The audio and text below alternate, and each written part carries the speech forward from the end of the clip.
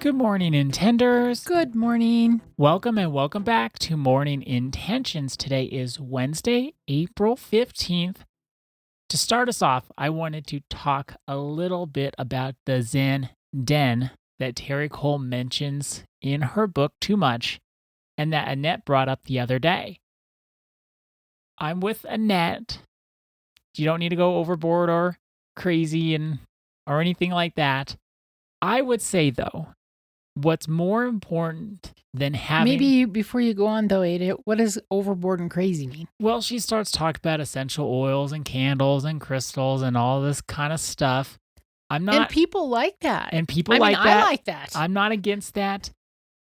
But also, don't get lost thinking you have to have all those things in order to have a nice, quiet, peaceful place in your home. Like, don't make it a barrier to entry to do a little meditation or quiet time. Exactly. Sometimes you can see those things and say, oh gosh, that's not really for me. And then you can say no to the idea. So what you're saying is you might see crystals and go, well, I'm not into crystals, and then throw the whole thing out. Yeah, like I'm someone who could be doing that. And then I would say, no, you know me. In the past, I have seen things like that and started with no, in addition to my general starting with no attitude. And I thought you weren't doing that as much. I don't. I'm just speaking out for the rest of my peeps who might still be starting with no, and they may see crystals and essential oils and different things, which are A-okay if that's your thing. But then they might think, like I have in the past, oh, I need those to have a peaceful, quiet place. Those aren't my thing. Therefore, I can't have a peaceful, quiet place. Does that make sense? That does. That sounds so like me, doesn't it? Totally. So you don't need any of those things to have a peaceful, quiet place. And more than a Zen Den, though. I think this was your main point that you told me before the podcast that you wanted to share. Yes, this is actually the main point. Only took a few minutes to get there. It would be better, though, to have a more Zen life. Meaning, instead of just having a singular quiet place in your home, is your home a peaceful home? Are the relationships within that home kind, peaceful, calm, and uplifting? Are the friendships you have that are outside of the home calm and peaceful? They're nourishing to your life. They're uplifting. They're people who are safe and who you can go to. Is your workplace the best you can? Because, of course, work is someplace we don't have a lot of control over if we're not the boss.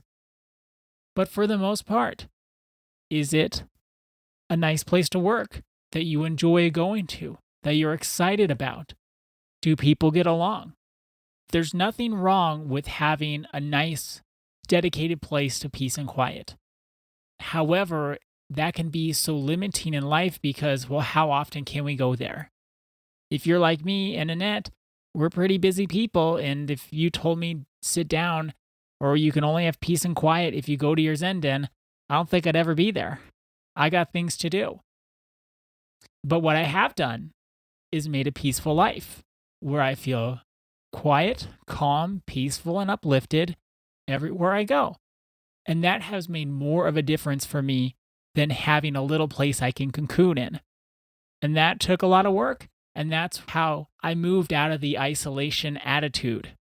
I thought, oh, this is the only place in my home that I could have peace and quiet. I had to put the work in, so all of my life was something that I enjoyed and was uplifting for me. And I felt calm and peaceful without a bunch of conflict. I appreciate you sharing that because many of us have lived lives or still do live lives where it seems extremely chaotic. And that's where I think the Zen Den is helpful. If you live in a home that has a lot going on and people are coming and going and there's a lot of noise, to create a Zen Den gives everyone the message when I'm in my little corner here or when I'm in my office and the door is shut, if you've made your office your Zen Den, do not bother me. Do not interrupt me. So there is such a need for peace and calm and rest and introspection and meditation.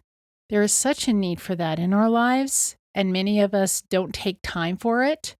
So that's where the Zen Den, this physical corner or physical room that you have created as your Zen Den, I don't want us to think that there has to be lights and essential oils and all of that, but there sure can be. Yeah, there can. There can be, but that isn't a requirement. What is the requirement is that it's a peaceful place, and you have designated that, and also so that the people that you live with know that if you live in an apartment with someone and there doesn't happen to be room for like a personal room where you can shut the door and this is when you're quiet, if you've designated a corner of one of your rooms, just to know, oh, if he's in the corner there and he's sitting quietly, I'm not going to disturb.